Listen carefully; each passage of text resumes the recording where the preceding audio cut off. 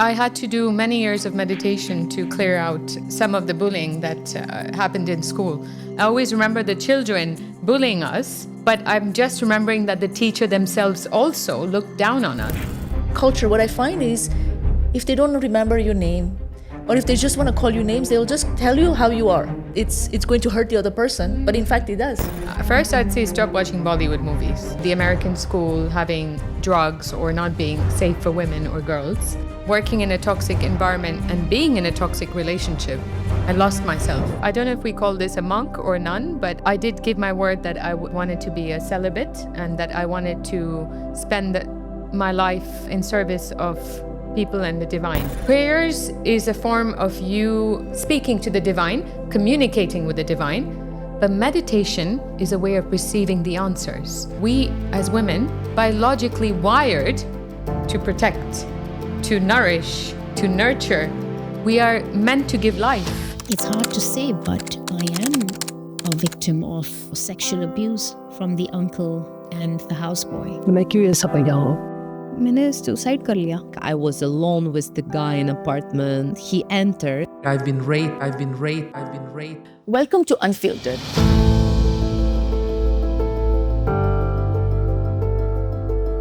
The stories we were told not to tell. Seeing this particular lady, every night she would come to my window and call me. I was diagnosed with the most shocking news of my life, that was the breast cancer. We are going to talk about emotional abandonment, identity, escape, relationships, and what really means to come back to yourself. The girls have been taught, don't go out at night, don't wear short clothes, don't do this. Why aren't the boys being taught? You're working, you're taking care of the kids, you have to be a great wife, you have to be great and successful, sexy woman. You're not just together holding each other sexually. We, as women, biologically wired to protect, to nourish, to nurture. We are meant to give life.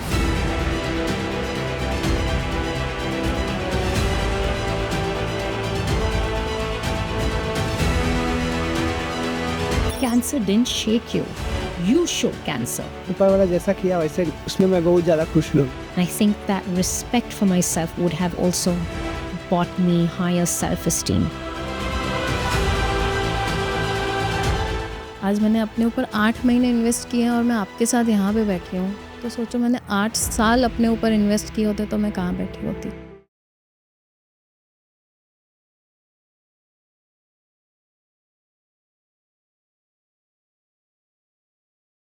Welcome to Unfiltered, the stories we were told not to tell.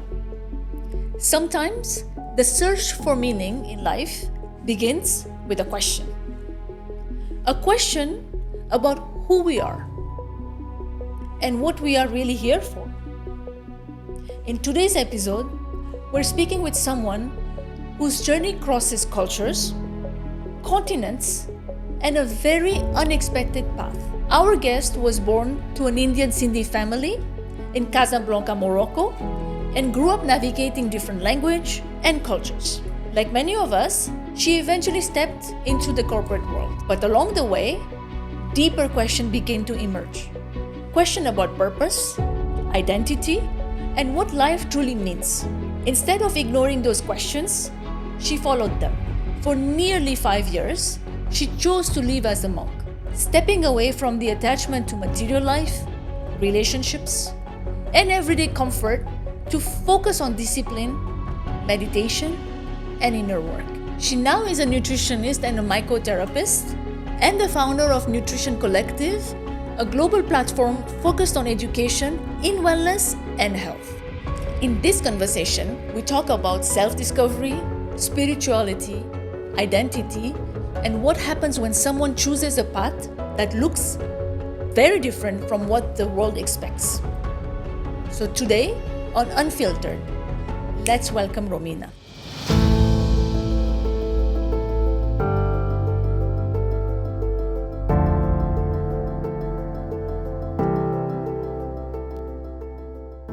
Hi Romina, thank you so much for joining us today. Hi Sapna, I'm really glad to be here. Yeah. And Romina, I've never heard this name. Can you tell me a little bit about your background? Where are you from and where are you born actually? So my name is, it's actually an Arabic name, Okay. Romina, and it means land of Christ. Okay. in Arabic. And it's also a European name because Romina comes from the word Rome as well, or Romulus, the one who built Rome. So an interesting play of words. But I'm originally Indian, but I was born in Morocco, Casablanca. Oh wow, that's on its own is very very unique. So tu parles français? Oui, je parle français, bien sûr, comme Oh toi. wow, okay. So it's a very similar story actually. Also, from Africa. Then, how was growing up in Morocco? It was a very interesting experience because, I think up to the age of 5, my parents used to speak to us in Hindi. Okay. And then I remember going to first grade in a French school, and I couldn't pronounce some of the French words. So very quickly, my parents realized that we need to stop with the Hindi and we need to switch to English and allow the French to flow through.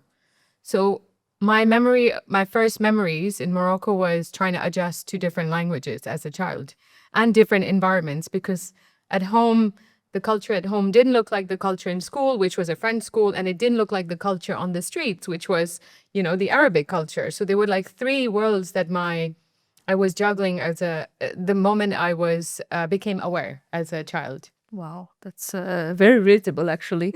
And are you? What's your religion?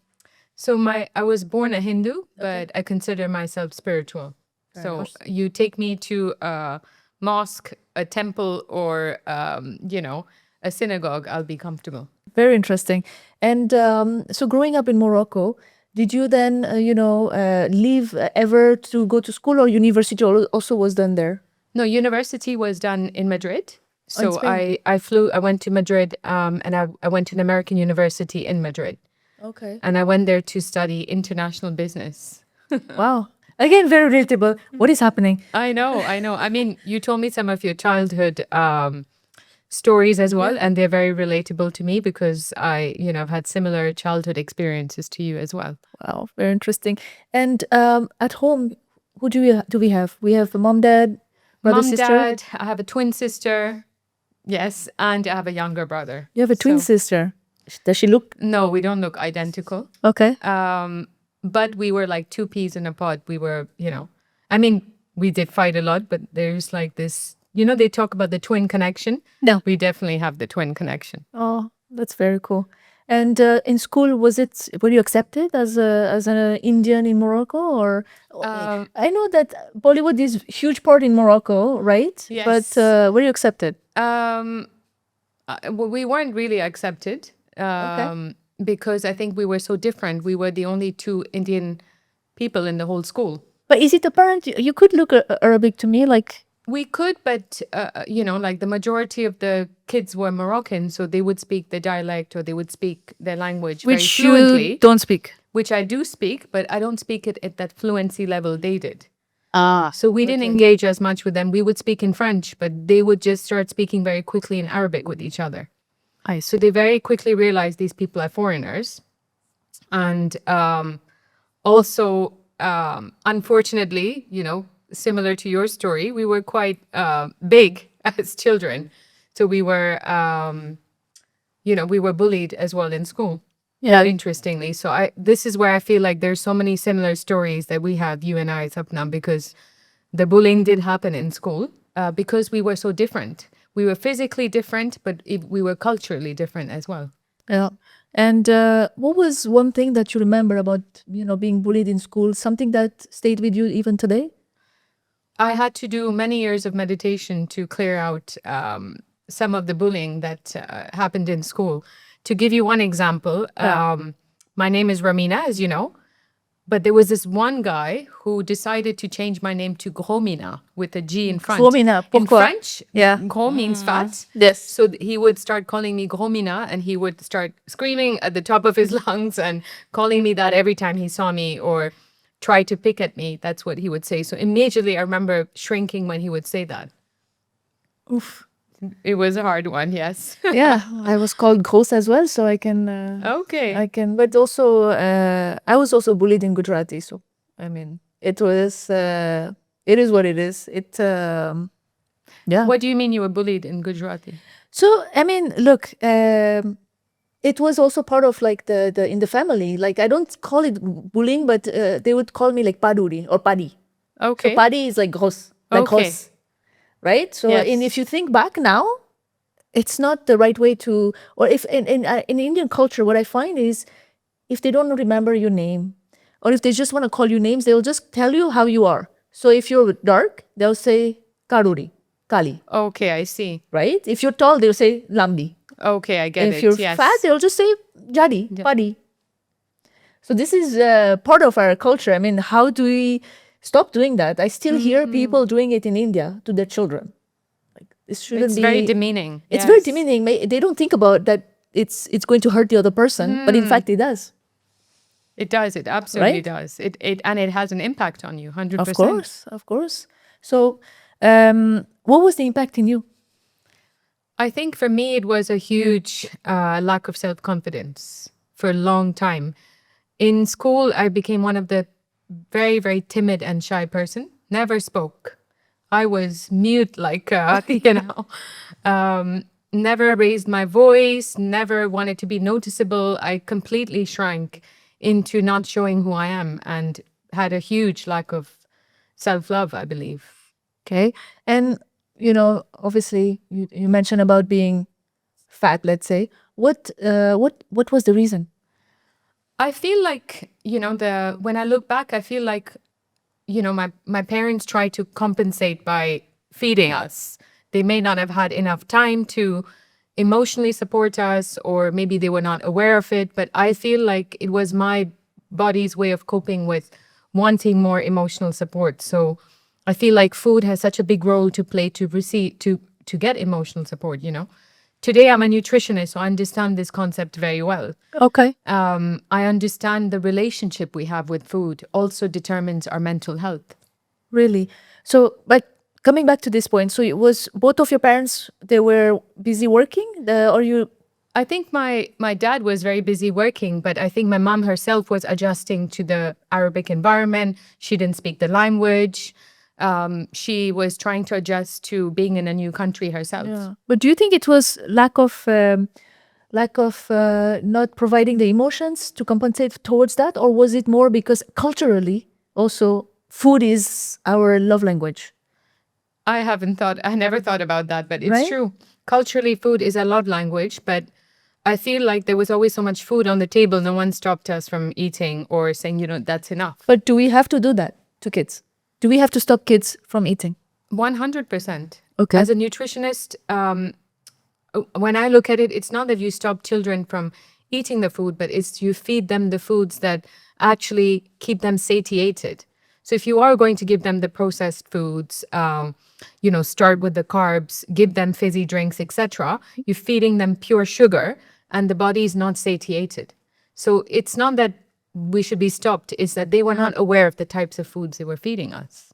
Right. Hence becoming fat, And was it only you who had this issue, or someone else in the family also had The that? three of us, all the three bless kids you were, guys. my Okay. sister, myself, and my brother were all Yeah. overweight as children. And it took us a long time to shed that weight out, Of course, I again You relate to relate to that. You were telling me that Yeah. you grew up as a slightly overweight child as well. Yeah, absolutely. So coming back to this, are you guys vegetarian, or what is the We're diet? vegetarian now. We're You're vegetarian vegetarian now, now. but we weren't vegetarian growing up. Because I find often we lack in our Indian diet, which is supposedly very healthy.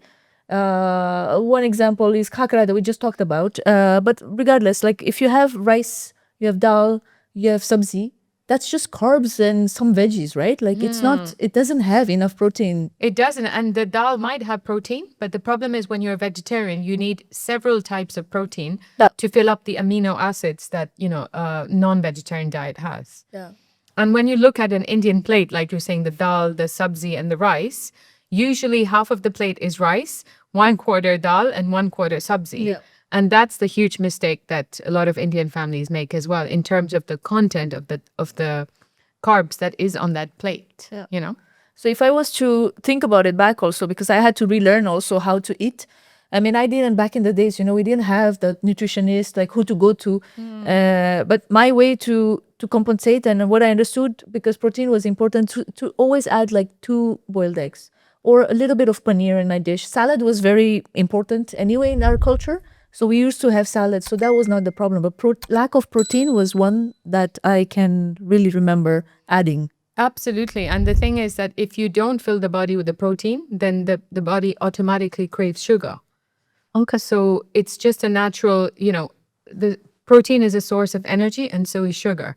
When there isn't enough protein, then the body craves sugar, which is why a lot of children will crave wanting the pastas, the rice, the, beige foods, as I say, because I look at my nephew today and I know he's always reaching out for that because of the lack of protein sometimes in his diet. So when you say pasta, so pasta and all that also you consider sugar? So any form of complex carbs are sugars. Pasta is complex sugars. Rice is complex sugars. All of them are sugars. So people call them carbs, but they're complex sugars. So they ultimately convert into sugar in the body. Fair enough. That's the easy food also. Yes. Fair enough. All right. So growing up, you were bullied. And what about the rest of the family? Did they feel like, did they face the similar situations as yourself in school? My brother didn't because he went to the American school somehow. And, he actually became a very popular guy in school. I think my sister also was bullied like me, but I've never heard her talk much about the impact of it. Like it's not something that's been at the forefront of her, traumatic experience, if you wish. Okay. So what did you do then to get out of this? I mean, besides meditations you mentioned earlier, what else did you do? What is that one thing that you did that maybe, we can learn from as well? Because bullying is very common. I think that it took me many, many years to find that space for myself, because initially what I did is I lost weight. And I remember turning 16 or 17 and looking at myself in the mirror and saying, oh my God, Romina, you're beautiful. So you lost the weight at 16? I lost the weight at 16 or 17. Very lucky. And no up and down on the weights, nothing? Just a little bit, but for the first time in my life, there was some form of self-confidence that came in where I looked at myself in the mirror, or I received the attention from the outside world. And suddenly everybody was like, she's beautiful, or, guys would hit on you, those kind of things. And it just boosted my confidence to say that, these people were wrong. But that was just at a superficial level. I was just going to ask you that. That was just the outer shell, if you wish, where I was receiving that boost, But how long can you look at the outside and say that it's going to heal you in a sense?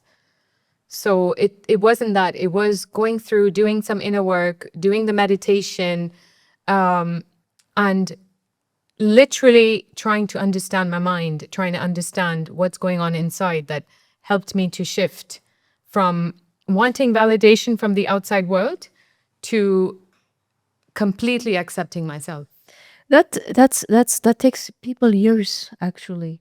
That confidence that you get, when you walk into the room, that I think it requires a lot of work.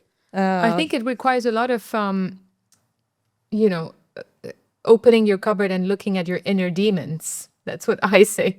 Looking at the darkness within you, looking at the fears, looking at why is it that you could look like the most beautiful girl in the world and you still feel empty inside and you still seek validation from other people. And for me, that was the journey that took me into going inwards, doing the meditations and truly finding myself in that process.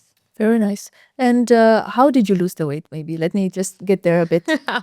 It was very coincidental. Okay. We were 16 or 17 and our parents took us traveling. Again, another thing, we have spent our life traveling, just Very like nice. you. So another Very nice. connection.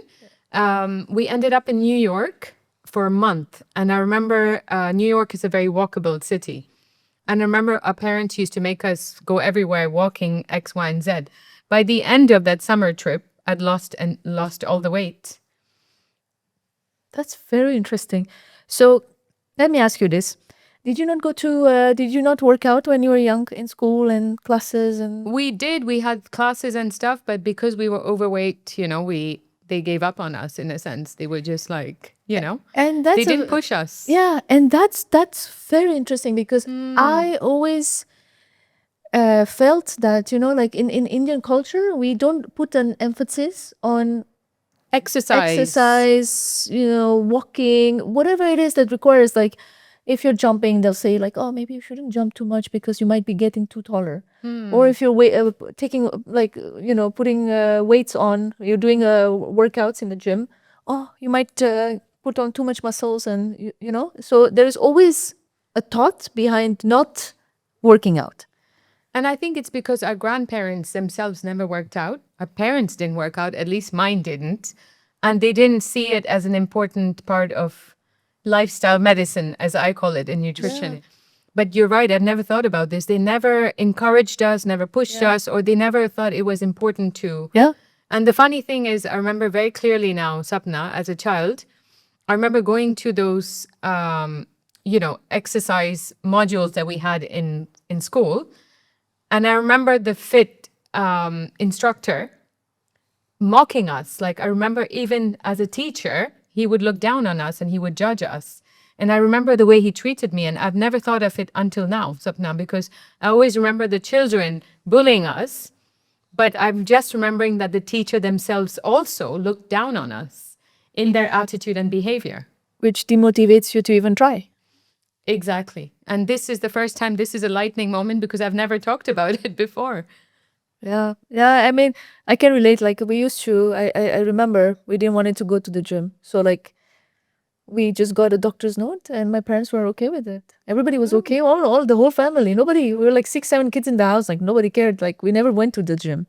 It was Really? it was not part of it. So, yeah, it's a shame, to we be honest. put a lot You're of right. emphasis on school. Like, you have to get On good studying grades and and studying grades. and grades, but not working out. I mean, And in a way, this is such a limiting way of looking at a child's growth, Yeah. We've been conditioned as children from Indian families to just push and push and push and succeed. Yeah. But that definition of success, I think from what you're saying, Sapna, is so cultural. That is their definition of, but you're not looking at the whole person. You're not looking at all of the other elements that bring success to the person. Yeah. So you lost the weight. 16, 17, we look pretty. It's nice. What else did you do? So after that, you went to study, you moved to... I went to study in Madrid. Okay. But remember, even if I lost the weight at 16, 17, I wasn't still confident. I did look at myself in the mirror and say, not bad looking. But I remember when I moved to Madrid at 18, and when, finally we got the freedom, because, we lived in a country like Morocco where I had literally never gone anywhere unaccompanied, to any party, to any social gathering without my parents. So going into university in Madrid, receiving all the attention in the world, interest from friends, interest from boys, all of that, a new Romina came out, and there was a very confident person that suddenly was able to rewrite her story. Okay. And how was that story? What was it? It was a girl who was extremely confident. I would even say overly confident, which was too much of a contrast compared to this person who never spoke when she was growing up, was one of the shyest people you would ever meet, who would look down when you would speak to her. Suddenly she became this other person who, changed the way she dressed, changed the way she spoke, changed the way she interacted, and was overly confident. So she spoke? She did. She spoke, but she required absolute attention from everyone, basically. Okay. Was it also part of external validation still, or? 100%. I think it was some way of wanting to validate that I am worthy of, receiving attention, perhaps. Okay. And so you completed your university during that phase. What else can you share with us? What happened next? I did go through a lot of ups and downs in university because I felt like I made a lot of mistakes I felt like I lacked a lot of emotional intelligence at that time, which I'm sure we all feel that way.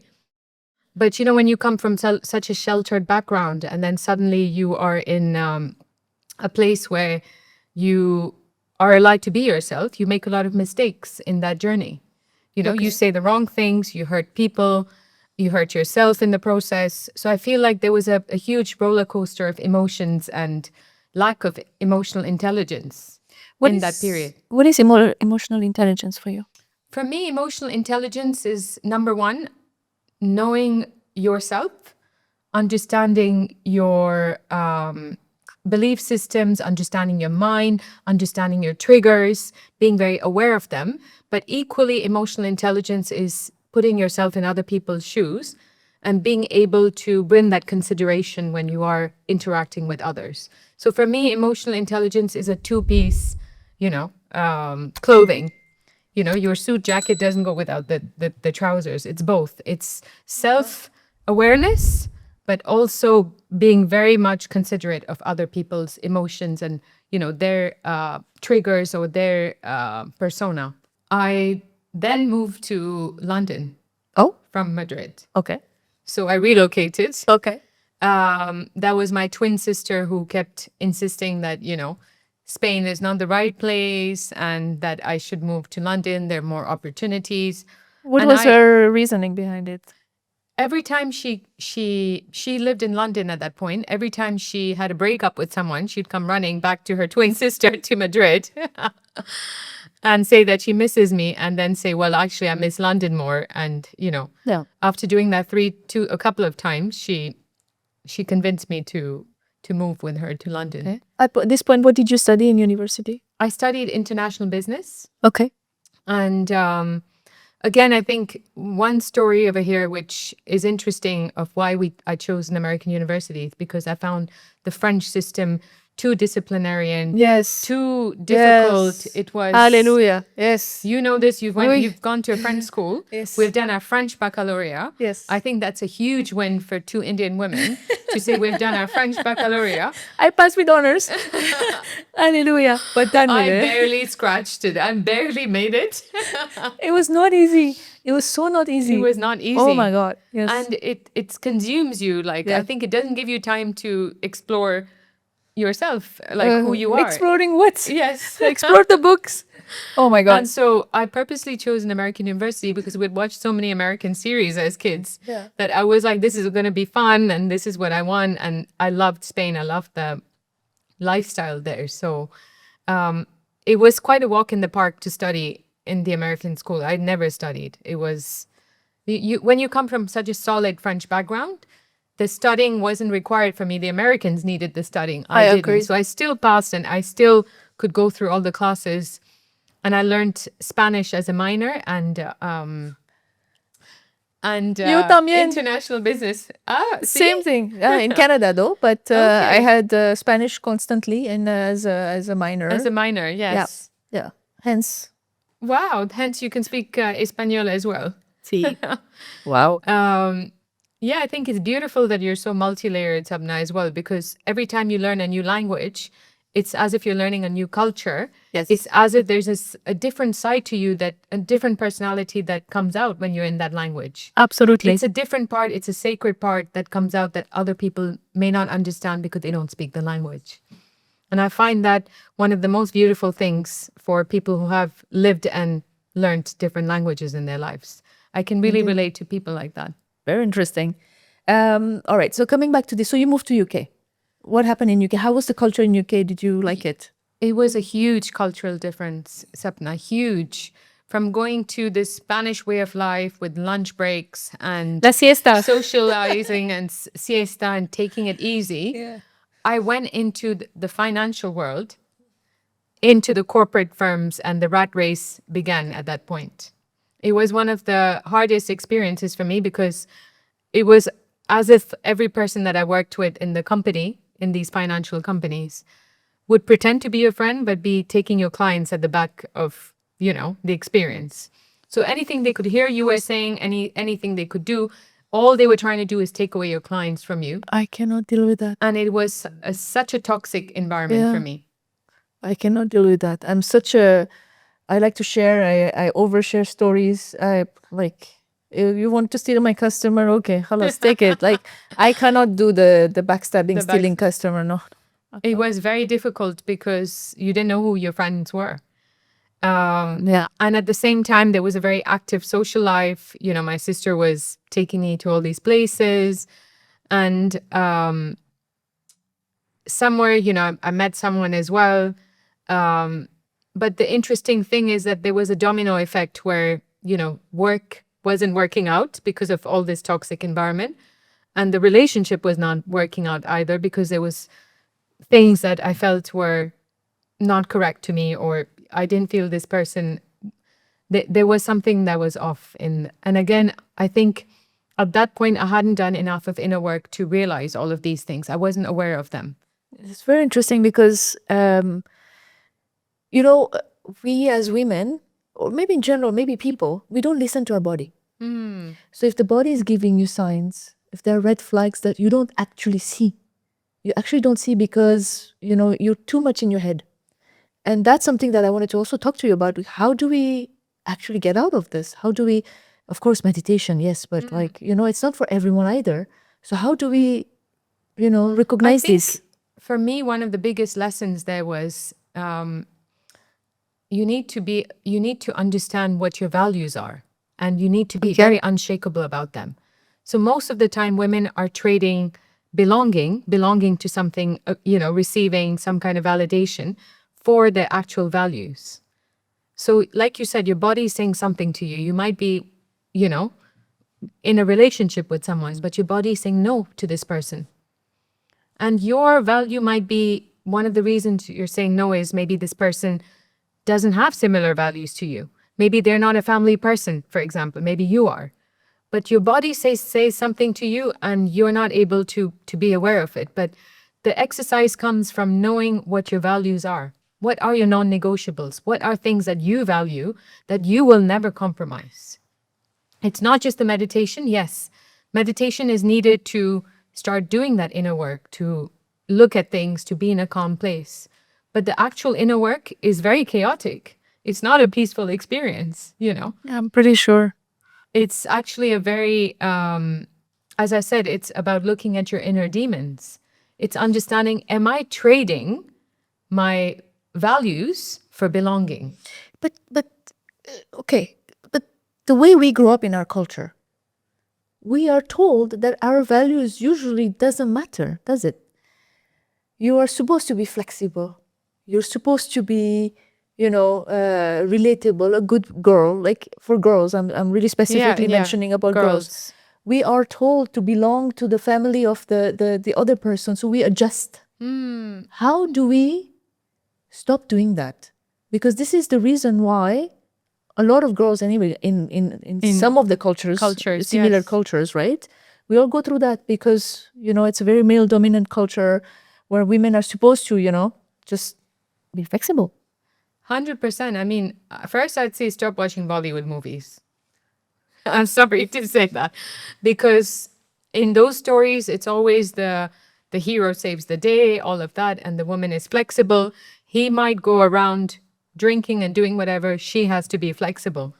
And, our whole culture, like you said, our Indian culture is us growing up seeing our fathers being the providers and our mothers having to accept because there was no other choices for them.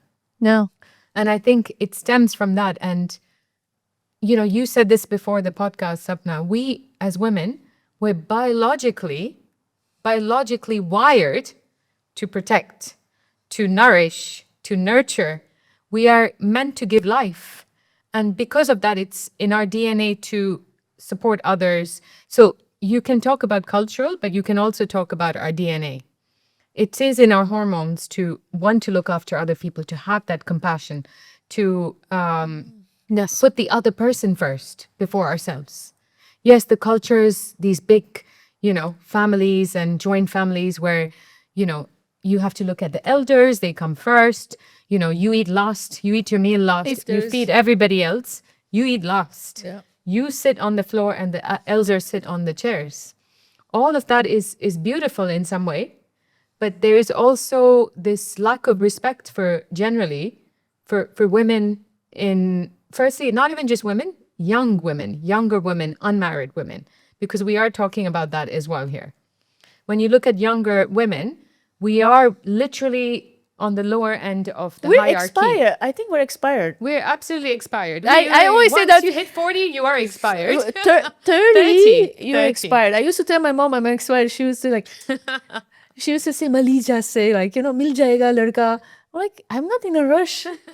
You are not in a rush. We're okay. Yeah, but I tell her jokingly, as per our culture, I'm expired. Absolutely. It's like spilt milk. The milk is spoiled now, you know?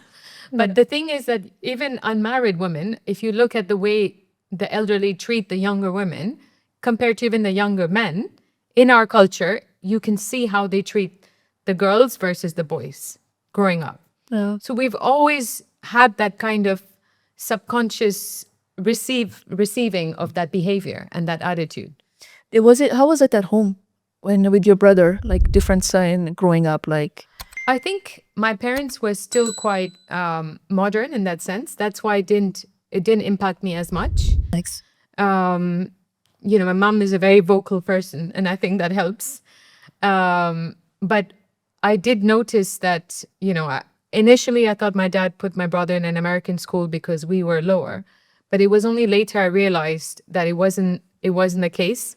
He just wanted to protect us, and there were a lot of rumors about, you know, the American school having drugs or not being safe for women or girls. So my parents decided to put us in a French school, but my dad always treated us equally. So I didn't have that experience growing up at home. I definitely had it from the outside world, from our Indian culture. You know, the uncles, the aunties, you know. Was there a lot of uncle aunties in Morocco? There was a very small Indian community. Okay. But I mean, even in Spain, there was an Indian community. In London, there was an Indian community. And you felt it in their way of speaking to you. Like you said, the moment they realize you're 30 and above, they treat you like expired goods, you know. That comes out in their speech, in their behavior, in the way they interact with you. It's actually very disrespectful. Yeah, have you had like aunties walking up to you and telling you what you're doing? I have. And I think I've been quite lucky because as a nutritionist, I might look younger, so they can never tell how old I am. And that's why it's frozen up. It's just been a matter of luck that they can't seem to know exactly how old I am, you know. I've seen UK culture. It depends where you are, but I've seen both ends, and it's like very much on your face. Absolutely. But I think, you know, this generation has really rewritten things for us. Everybody's all about women power. So even if people have that kind of attitude or judgment, they don't say anything anymore now, you know? So it's become a little bit easier for the newer generation, I would say. Thankfully. Yes. Yeah, we're the ones in the middle, I think. Yes. We've seen both, so we know how to... Yeah, we've seen the attitude before, and now they just can't say anything to us anymore. Yeah. So absolutely. Right. And also I think our mothers were not able to say it, you know, to them. They were not able to say like, oh, and so what? But now we have a voice, right? Because we're educated, so things are changing from us as well. Now we are being more upfront about it. Absolutely. And we don't listen to it anymore. Can I ask you a question? Were your parents in arranged marriage? My parents were completely arranged marriage. Okay. Yes. Okay. So similar to me. Yeah.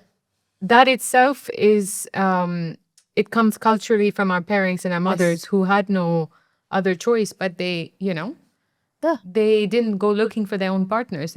Our parents got arranged. I don't think there's anything wrong with an arranged marriage, but I think in that generation, women didn't really work. Like my mom didn't work. So there was no example for me to say, this is how I'm meant to be, because she didn't work, you know? Yeah. And also that's another thing. Our generations, I'm talking about, maybe not next generations, but our generations, it's confusing on the home settings, because now we are also working, but unfortunately, our generation men didn't get that hint from their parents that you have to learn how to cook. They didn't get it. So not their fault necessarily, but let's be honest, this is one of the reasons why men and women are usually arguing in the house, is because who's doing what, right? And women end up doing more because they were taught to stay in the kitchen when they were young, from where they grew up to then going to the workplace, right? And they continued staying, and because things are so expensive now, so they have to work. So how do they create that balance, right? So our generation is still a little bit stuck in there. Yeah, it's a little bit stuck in there because we didn't get any. We are the first generation to have actually ventured out and worked. Yeah. That's what I've realized. Yeah. We are that first generation of Indian women. Yeah. Our generation to have gone outside and said we're working and we're not homeowners, we're going to be working as well. So I think you're right. But again, the culture of where you live, you were raised in Canada. You know, I was raised in Morocco. In Morocco, my brother didn't have to do anything, but neither did I. We lived like No, but you I know? was also raised in Madagascar. I Oh, left when I yes. was 17. So I Okay, understand. yes. None of us did anything, to be honest. Yes. We all had help, right? Exactly. But exactly. even here, if you think about Dubai, it Yeah, will be easy. it's It's not an issue. You can hire someone. But in the West, it's a problem. In the West, it's a big problem. Canada, US, UK. I just moved from the Netherlands. I mean, it's a big problem there. It is. It is. I agree. In the UK, it's the same issue. Yeah. So I can, but that's another topic there. So how was then? So you were in a relationship in UK that seems like didn't work out. No, it didn't work out. And I felt like within this process of moving countries, working in a toxic environment and being in a toxic relationship, I lost myself completely. I felt like I had no control, no understanding of what to do next in my life. I was feeling like completely stuck and very much blocked at that point. And who was there for you at the time? Your sister, I assume? Yes, my sister was there, but I think the pain was so deep at that point of being disappointed, disheartened, and confused that I just felt no one could understand me. This is the moment where I realized I need to experience a meditation, or I need to go looking for something, because I don't have the answers to this. Okay. And what did you look for? And what did you find? It's interesting. My mother forced me to go to one of these, events, and I really didn't want to. She happened to be in town. But I remember I met this group of people that were yogis and meditators, they called themselves. Okay. And they started talking about finding inner peace, finding ways to turn within. And I started to get really attracted to these concepts because whilst we grew up in a religious setting, going to temples and all of that, we weren't actually taught to that, something can actually bring you peace. Some kind of technique can bring peace to you. I thought for me, prayers was like, you praying and asking for things. But I discovered meditation at that time, which I remember one of the yogis explaining it very beautifully, and it's always stuck by me. Prayers is a form of you connecting to speaking to the divine, communicating with the divine. But meditation is a way of receiving the answers to those questions. And that really resonated with me, and it I got very attracted to the whole thing. Like you said earlier, Sapna, meditation is not for everyone. And I was just going to ask you, how do we meditate? Before you go on with your story, how do people meditate? From what I've noticed, there's so many different types of meditations, so many different techniques. Okay. But the key issue in meditation that people struggle with meditation is the moment you sit in silence, that's the moment where every thought that you didn't want in your mind comes into your mind. Thank you. Yes. That is the big obstacle in meditation. Yeah. And I think for me, it took me a couple of weeks to finally get to have the patience to go into it. But people are not even able to reach the space of just having a calm mind because they've never sat with themselves. They've never had space to actually reorganize their thoughts in their minds. People are in such big autopilots that the moment they sit is when all the problems come to them. Everything you can think about, the overthinkers, the ones who haven't, closed their internal tabs in their minds, like a computer that's open with thousands of tabs. If you haven't shut those tabs, guess what happens when you open that computer? They're all staring at you in the face. It's meditation is difficult. I'm very good at meditating, but the one we just did before we started the podcast, terrible. I thought about oh, she's gonna get hungry. Let me get something to order. What should I order for him? Do you know? Yes. So so my head was okay, I should order this. I should do that. Yes, so task I hear based. you. But usually, if I sit down properly, I'm able to do so. But it's very hard. It is hard. I'm not diminishing that. But I'm saying that a lot of times guided meditations can be very powerful. Yes, that's what I use also because then all the other thoughts are gone. So I just follow the voice. Yeah, you follow the voice, but you have to become very aware. And then there are a lot of breathing techniques that I've also, felt are very powerful. Because sometimes you need to biohack your brain by breathing. Okay. Because the moment you breathe from your stomach and you're able to do that, you just breathe from the stomach instead of from your lungs, automatically your body starts to relax on a physical level. Okay. So you need physical calmness, and then that brings mental calmness. So different techniques work on different people. But the ultimate goal of meditation, for me, if you say someone sat down and all these thousands of thoughts came, that itself is a lesson. That itself is the first step of meditation for me. Because that means your body and your mind is craving space. Your mind needs to close those tabs. Your mind needs to do some inner work. And meditation doesn't work without doing the inner work. You need to do both together. So what's the best time to do meditation? For me, first thing in the morning and last thing at night. Okay. First thing in the morning, you don't let the world control you. You start your day the way you'd like to set the day for yourself, set your intentions. And in the night, you make sure you close all those tabs in the night. Because if you don't close them, they will interrupt your sleep. They will, insomnia is a real thing. And I'm 90% sure insomnia comes from not closing those tabs. Okay. And how many minutes do you recommend? For new beginners, I'd say not even more than 5 minutes. Okay. I'd say someone who's new to this, don't overstretch yourself. Start with 2 minutes, then start with 5 minutes, then go to 10 minutes and 15 minutes. Yeah, often people are like, oh, I'm going to start meditating. I'll just jump to 30 minutes and then you give up 5 minutes later. Exactly. Yeah. But the moment you learn, the moment that one technique that penny drops, then it becomes like something you look forward to every day. So it's nice. like it becomes like breathing. You need it on a day-to-day. So nice. All right. And so I cut you off on your journey about asking about meditations, but tell me, so then what happened next? So after a month of struggling to learn how to meditate, I finally felt that peace. And that peace was so big that I got very interested in this group, and I saw all these people as meditators. They all seemed very peaceful. They seemed to be completely like at peace with themselves. Wow. And I realized I wanted to go to the mountains. They kept talking about, mountains in India, actually.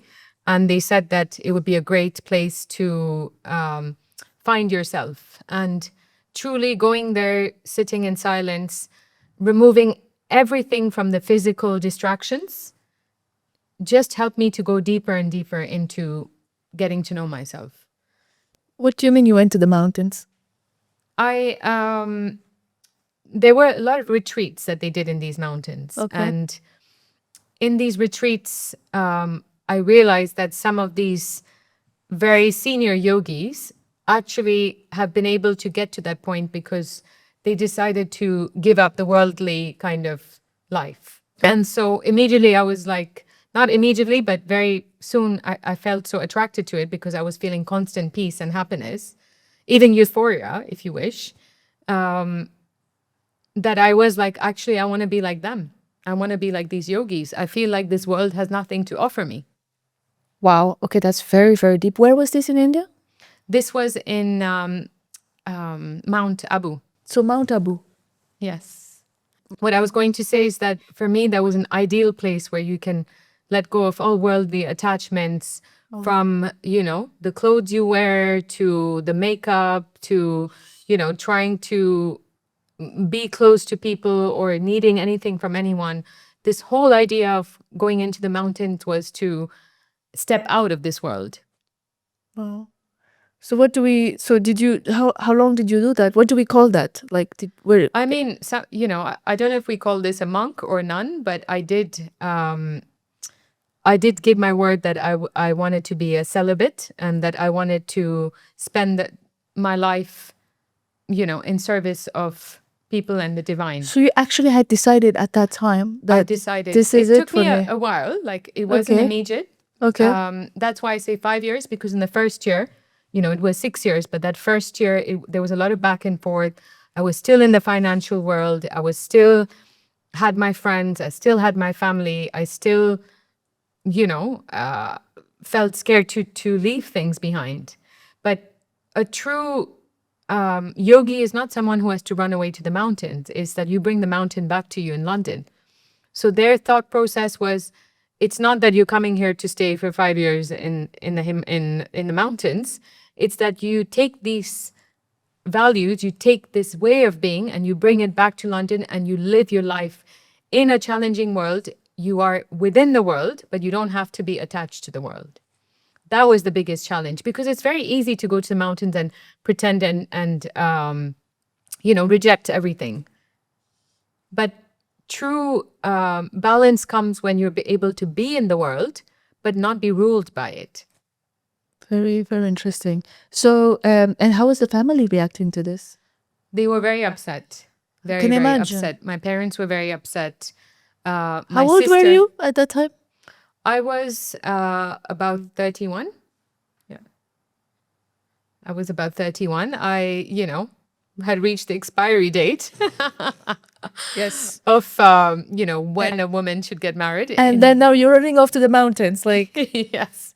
And it was actually a very big weight off my shoulders, because I said, I don't need to wait for any expiry date. I make the choices I want. And right now, my choice is that I find so much happiness and peace here that I'd rather be a yogi. I'd rather be a monk than, go back to this world that judges you, that expects of you, and that is constantly wanting something from you. Wow. I did it for 5 years, a little bit more than 5 years. Oof. And it was quite strict, because some of the ideas were that your friends need to be part of that circle who are like-minded people as you, so other yogis. So they encouraged that. They encouraged, they also said that, if you are living a yogi life, you do need to give up a lot of things. You mentioned that they were like wanting to make sure you hang out with the same surroundings. And how did that, did that work for you? That did. Because the thing is, once you are in that space where you're not eating out, you're not dressing to impress anyone, you're, having less expectations of your friendships and your connections, and therefore hoping that they don't expect anything from you. So you're distancing yourself. Many people start to misunderstand you in the world, because they feel like, Romina is aloof, she doesn't care. Even my parents said that. They said, you don't care about us anymore. And I said, no, it's not that I don't care about you. It's just I need to focus on other priorities. I still love you, but I'm not attached to you. So that was a hard pill to take from my surroundings, my friends and my family. So meeting like-minded people meant they knew exactly what I was going through, and they were in the same stage of life. And most importantly, the beauty of being with these like-minded people is that you end up having things in common, which is, finding ways to understand who you are, what your triggers are, but also this love for the divine, this love to connect, this love to serve others as well. So it was a very beautiful kind of network of a community around me. So what I want to understand now is, what was the main trigger for you to take this decision? Because I know you've mentioned bullying, and of course that cultural differences in school where you grew up, but what was really the reason behind putting everything away to search for yourself, I guess? I think I was really fed up with life. I felt like I'd experienced too many disappointments. I was always feeling like I was chasing something and I wasn't satisfied with what I was receiving in return. Okay. So there was a very deep feeling of being completely, frustrated with the world and also with myself. So it was, but the trigger also was being in UK, I'm assuming, with the cultural difference. And I think the cultural difference, the weather, we went from a warm Spanish culture of, knowing your neighbors to being in a cold environment where you don't know the people around you, or you see sad faces in the tube, I think these daily little things did impact me on top of the big life events that I was having around me. Yeah. How important it is to be happy in the country you are in? Does it matter? Does it have an impact where you are actually location? I used to challenge that thought, Sapna, because I used to say, if you're a true meditator, Yeah. You should be able to control your environment. Yeah. If it's raining outside and it's dark, you should still be able to be happy. Okay. But I've actually come to the conclusion that our environment has a huge impact on our well-being. Yeah, I second that. Yeah.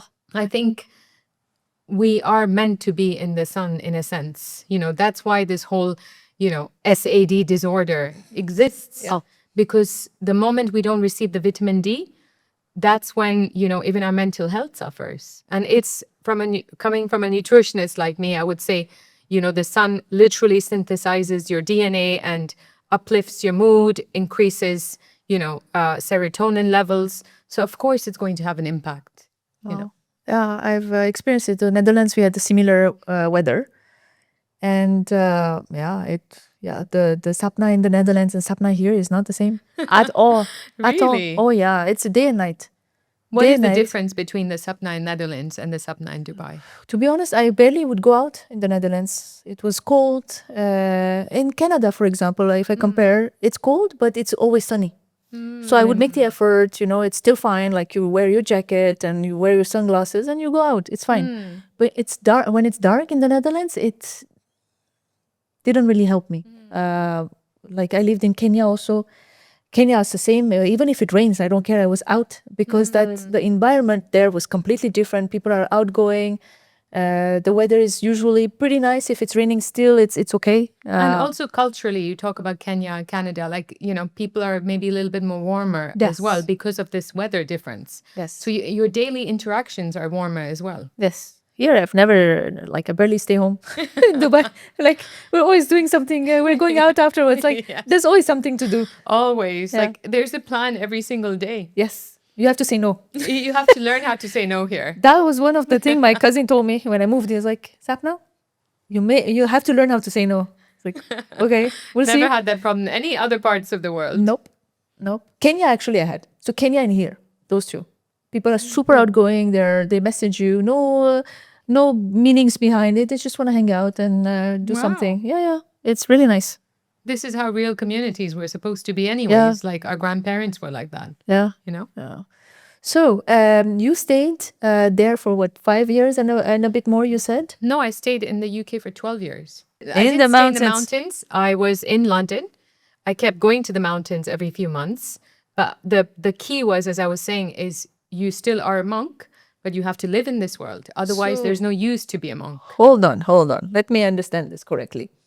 So you were a monk for 5 years, but you were doing back and forth. So you were not living the whole time in In India, no, I wasn't. I was only going on retreats. For you to be called a yogi doesn't mean you have to be living in the mountains. It's that you're living the lifestyle of a yogi that is free of all attachments. So does that mean you were not working also when you were in at that phase? No, I was working, Okay. but I was spending maybe,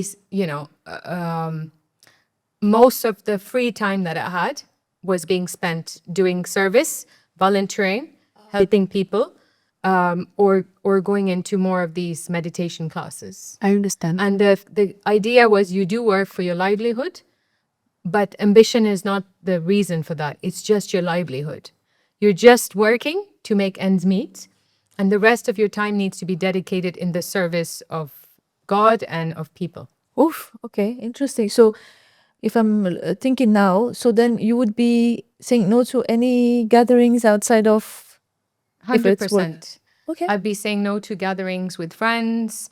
I never went for dinner anywhere because, again, the hard thing is not to be a monk in the mountains where no one's asking you to come out with them or to socialize with them.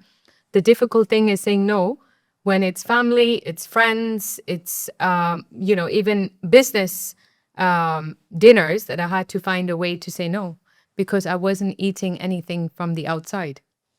So you don't eat from the outside. Do you eat from anyone from the house if they cook, or that's also not allowed? That was also mostly not allowed. So you cook- depending on how come. So you cook your own food and you eat it, or you eat the food of another monk. But if someone invited you to the house, it's a judgment call. They would discourage you to, but it was your judgment call at the end. You chose to find your comfortable place. Okay. So many times I would obviously go home and eat my mother's food and, keep asking her, Did you cook in, when you were in a good space mentally? Are you in a good space mentally when you're cooking? Why? Because the idea was that when you cook something, the energy that you cook in, so imagine an angry chef. He's just been told off by his boss and he's cooking and he's angry and he's directing all that anger into the food.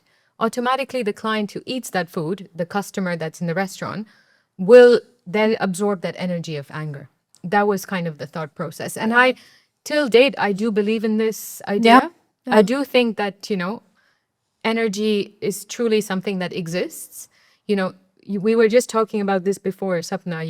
We've gone into a gathering once where immediately you felt there was heaviness in that room. Yeah. As if something has happened. There's heavy energy. So I do believe that energy can also be transmitted to food. Yeah, my mom believes that. So when she cooks for us, she always does her prayers or whatever she does. So that it does come from the Indian culture, but I do feel like there is some truth in that. You know? Very interesting. So what did you learn from this? I learned that, I went from one extreme to another. Yeah. And I had to find something in the middle that worked for me. Okay. I think, I was very much of this world. I look at myself. I used to go out. I used to socialize. I had an active social life. I had, everything I wanted. And then I went and had nothing. And I gave up all of it. And I know why I did that. I needed to get away from the distractions. I needed to get away from the noise of expectation and what the world is constantly, sharing noise with you visually, with sound, with movement, with colors. There's so much noise that in that noise you cannot find, your thoughts, and you cannot understand who you are. And I think I needed that. I needed to remove that noise from my life. But somewhere I was drawn back to having some color in my life. Okay, what happened? It was very, I think at some point I was doing service and I realized that, like every community, every culture, every religion, the moment there are too many people making decisions, even if it's for the higher good, there is going to be a friction of, egos. There is going to be people who disagree with things. And there is going to be some injustice, which I felt was I was uncomfortable with. Okay. And one day the penny dropped and I said, I don't want to do this anymore. I don't want to force myself to wake up at 4:30 in the morning every day. I don't want to have to say no to everybody. I want to wear colors. I don't want to wear just white clothes. So there were so many kind of wishes that were there for me. And they didn't come from a place of wanting validation from other people. It came from a place of, wanting to be myself, whether people were looking or not. This is what I wanted in my life. I wanted more color. I wanted, stronger friendships that are based with good values that I feel, would connect me to that person. Spiritual depth, integrity, as we spoke about, honesty, authenticity, and loyalty. These were the qualities I was looking in friendships. And I realized I wanted those bonds. I wanted those strong friendships. And I wanted more color in my life. Wow. That's nice. So, and how did the family accept that then? They were very happy. So for them, that was like, that was she's good coming news. home. That's good news. news. She's finally coming home, But for me, that was one, experience in my life I wouldn't take back. I think those were the best years of my life as well. There were some pretty amazing experiences I had. I still have so many friends in the group, like-minded, spiritual friendships. I still have them. And they are people that I can call and they would take a plane and come right now if I needed them, Those are the type of friendships that you do want that last a lifetime. Yeah. So I have made very beautiful bonds. I have learned so much from it, I just didn't want to go to that extreme. I needed to unlearn a few things and come back to my happy place. Fair enough. Yeah, and you've seen both worlds. So you made a decision basically for yourself. Exactly. And not to say what's not balancing, right? Like you are still into the spiritual world, but you're doing it in a balanced manner now. Exactly.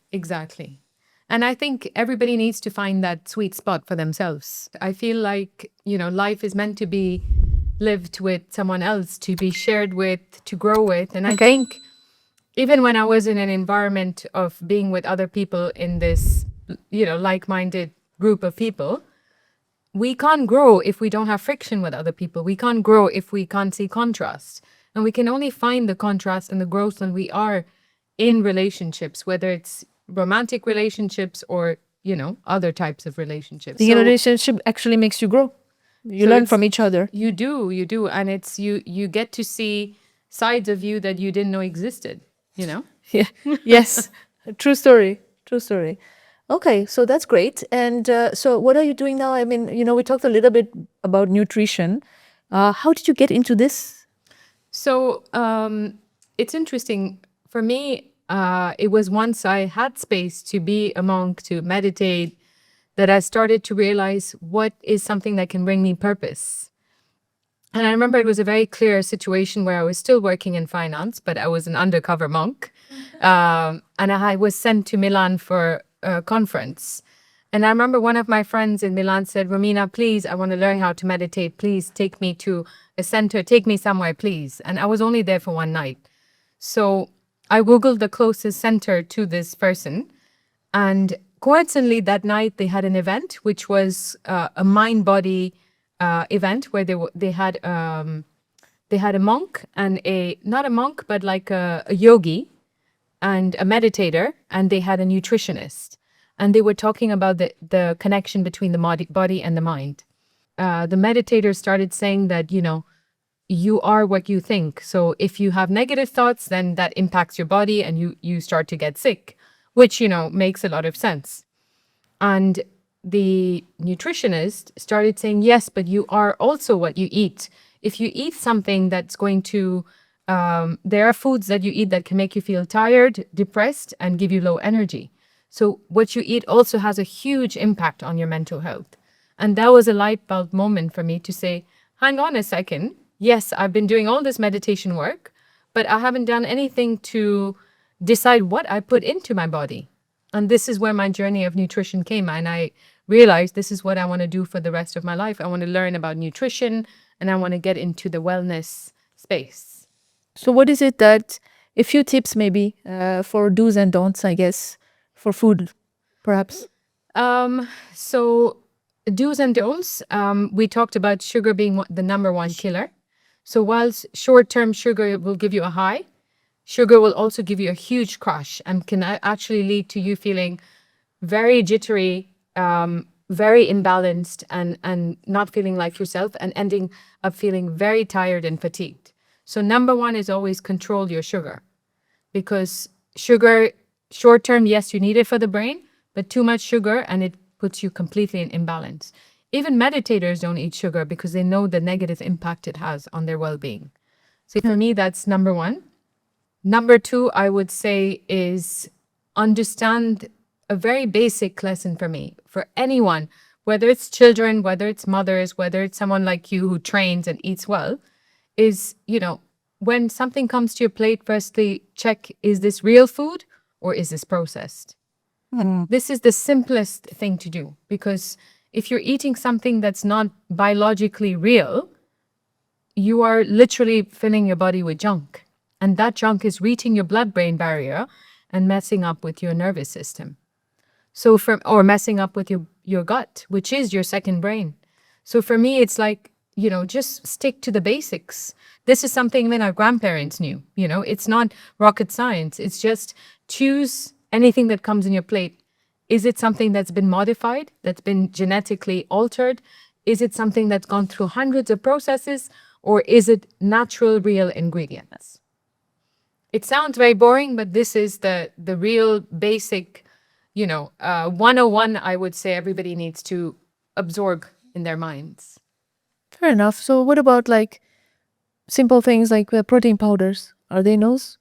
But protein powders are not, it depends on how much protein you eat and what kind of protein powder it is, So I'm not against protein powders. In fact, I'd say for women, I'm for it. Women need a little bit more protein than men. Okay. So interestingly, our hormones need a little bit more protein to be able to function correctly for us. Just random questions still, but curious, how much water do we have to drink? I'd say 1.5 liters of water. But not just any water. It needs to be water that has some electrolytes in it. If not, it's no point drinking the water at all. Really? So because the reason we drink water is because our cells need to retain that hydration. But if you're just going to drink water, it's just going to pass through and it's not going to be retained. It's the electrolytes like salt, magnesium, lemon that actually help the water structure to be absorbed by our cells. So it's, what type of water, not how much. That's something new for me today. I have electrolytes, but I never use it. Super important. Okay. It's the only way that the body is able to retain the water. If not, you've noticed a lot of women, I don't know if you have the same problem, but they constantly need to run to the loo. They're not retaining the water they're drinking. There's no water retention. The cells are still thirsty for water because it's just passing through. Interesting. Noted. Perfect. And so what do you do now? Where do you live at the moment? At the moment, I'm between Dubai and Barcelona. Okay. Why Dubai? I feel like I was telling you before, Sapna, there is this mindset here of anything is possible mindset. And I'm very drawn to it because instead of looking at a glass that's half empty, everybody here is looking at a glass half full and saying anything is possible in Dubai. And I love that energy. It's contagious. It's like, it helps you to be motivated every single morning. And, ambition is not something you're ashamed of here. It's something you proudly tell people, I'm ambitious, I'm a hustler, I'm trying to do things. But at the same time, people are very open. Everybody is wanting to help you. People are asking you, how can I help? And I haven't seen this culture anywhere else in the world. Yeah. And actually, I'm going to ask you this then. How can we help? First of all, how can you help other people? And, if you can give some of the, I'm throwing 3 questions in once. I'll repeat them for you if you need. Yeah. What can you recommend people, who've gone through perhaps similar situations? What can we teach them, girls especially in our culture or different cultures, but just girls in generally? And, how can we help you with this? So I think generally for girls in our culture, women, girls, going through obstacles in their lives, I would always say, like I said to you first, don't trade your values for belonging. Because the feeling of belonging to a group, to a person, to a relationship, to a circle is so big that we forget ourselves. But do not trade your values for belonging. Find your values first and become unshakable in that process. So when you say values, so I would sit down with myself and say, what are the things that is the most important for me today? Exactly. And that would be my value. What are the things that are most important to you? What are the things that you will never compromise in your life? So if someone, I don't know, if someone has a habit of putting you down all the time, let's say, is that something that matters to you, or are you someone who doesn't care about that? You need to first find out who you are. Can you sit with that information? Can you sit with that discomfort? Or do you find that, for example, a lack of respect? And if it does, what are you going to do about it? But you need to know your values in order to be unshakable. So that if someone does put you down for, let's say, being too ambitious, and ambition is your value, then you will not be shaken. No one will be able to touch you. You will be invincible. For me, that's a very, very important one. It took me a long time, many years of, self-reflection to realize that. Another thing that for me is another lesson learned for me is that everything is important and ultimately nothing is important. Oh, wow. I'll break that down because it's something that, again, took me a long time to realize. It's important how we treat people. It's important the thoughts we have. The way we present ourselves is important. The way we dress is important. The way we communicate and express ourselves is important. Our presence is important. But ultimately, if you make a mistake, it's not the end of the world. And this is where we need to be comfortable with caring for things, but not clinging to things. And I think that's a very fine line of, not being too attached, but also not being uncaring towards something. These are, some of the lessons from my monk life. You care deeply, but that doesn't mean you are going to be, shaken by it. Wow. That's very deep. All right. And anything else?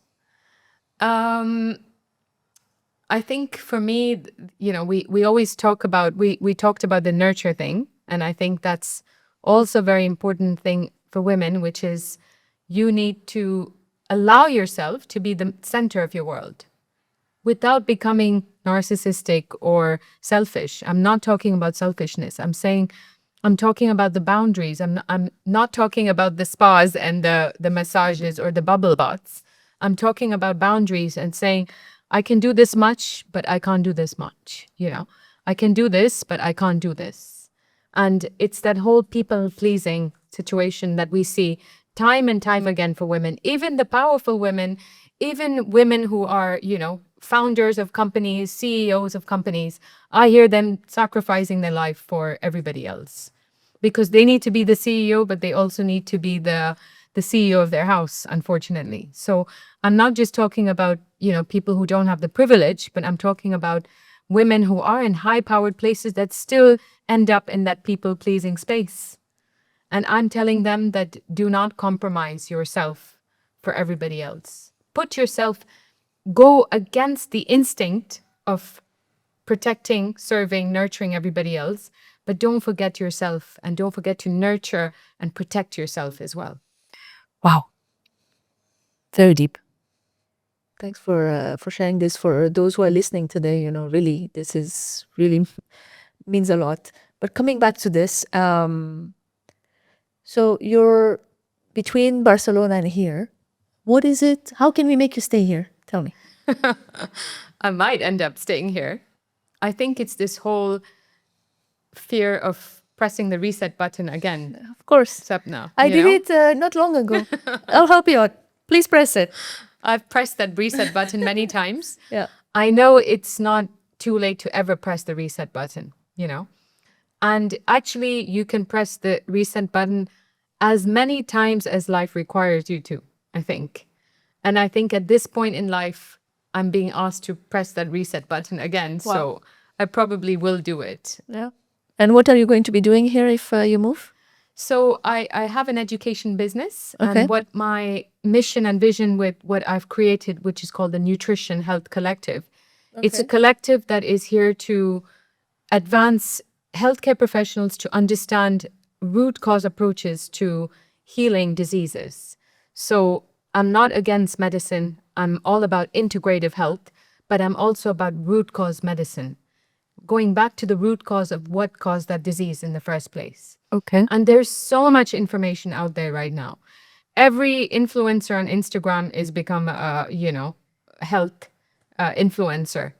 But we are looking at everything from an evidence-based approach, and we are looking at some of the biggest experts in the world who have something to say and who have the latest information to reverse that disease. So how does the program in your case work? So you would connect with a healthcare professional and would educate them? We would educate them. Okay. You can be someone who's just started in the space of nutrition and, longevity, or you can be someone who's very seasoned, who's done this for many years, who's learned a lot. Regardless, we still have something new to teach you. We still have something new to present to you. Okay. But this is to help you to be a better professional. Okay. And is it tailored to specific things? Like if I'm a dentist versus I'm a neurologist, or is that how it works? The way we work at it is that we look at the different diseases out there, the groups of diseases. So we have courses, events that we do around, let's say, the gut health. Okay. We do different courses on female health, hormonal health. Oh, so it's more tailored towards that rather than specialty. Yes, not the healthcare professional, because I wouldn't know at what stage that person is. Are they already very advanced? Are they just starting their journey in this? But they must have a specialty. If their specialty is brain health and neurology, we have courses and events for that. If your interest is in hormonal health, then we have a lot of courses for that. Okay. So, different specialties, we cater to different specialties, but we also cater to the cutting edge science. what's new out there that everybody should know about, for example? No. Longevity is such a buzzword nowadays. Everybody's talking about longevity. But we go back to the 6 pillars and the 6 pillars of longevity and the 10 hallmarks of aging. And we start to dissect that and we give you the right information. So how does that work? Like is it an online course? People say, like, so these folks that you would be interested in this, they sign up for the course and they just do them, and some of them want to sign up for a particular course. Yeah. But others love what we do and they just want a membership and they want to attend everything, you know? Also, there's like events also that we can attend. Yes. Okay. So we did 2 conferences in Dubai last year. Okay. One was on metabolic health, which is such an important theme here because, you know, blood sugar imbalance is such a big topic here. And then we did a longevity conference in November. And again, we had such a big interest because, you know, longevity is a huge topic right especially now. here. Yes, especially here. And it's a beautiful community. What we are trying to do is get a community of healthcare professionals together to learn together and to advance together. And final thought. These questions that funnily we asked each other earlier. Yeah. What would be if this was your last day today? What is the one thing that you would tell the world? That ultimately, you know, what matters is that relationship with yourself, but also the relationship with connecting with the higher source. And for me, that's, you know, we haven't spoken much about it in the podcast, but this connection to the source is what's given me my strength. And, you know, that feeling of connection with the higher source, the being that is all-knowing, is one of the most beautiful experiences that each and every one of us should strive to have one experience of.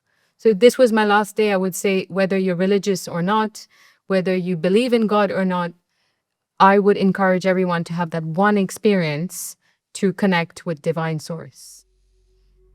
Okay. Thank you so much, Romina. Thank you. Conversations like these often stay with me long after they end. Before meeting Romina, I think I had a very different image in my mind of what a monk's life looked like. But what I discovered through this conversation is something very different. Romina showed me that the search for meaning doesn't always require leaving the world forever. Sometimes it simply means stepping away long enough to understand yourself better. And what impressed me the most about her journey is that she had the courage to actually follow that search, to pause, to question, and to explore a completely different way of living. For me, the biggest takeaway from this conversation is that if at any point in life you feel that something inside you is asking for deeper question, it's okay to explore that. There isn't only one path to understanding yourself. And sometimes the most important thing we can do is simply allow ourselves to space the search. And sometimes the most important thing we can do is simply allow ourselves the space to search. I would love to know what stayed with you in this conversation. You can share your thoughts in the comments or send me a message. And I'll see you next Wednesday with another episode of Unfiltered.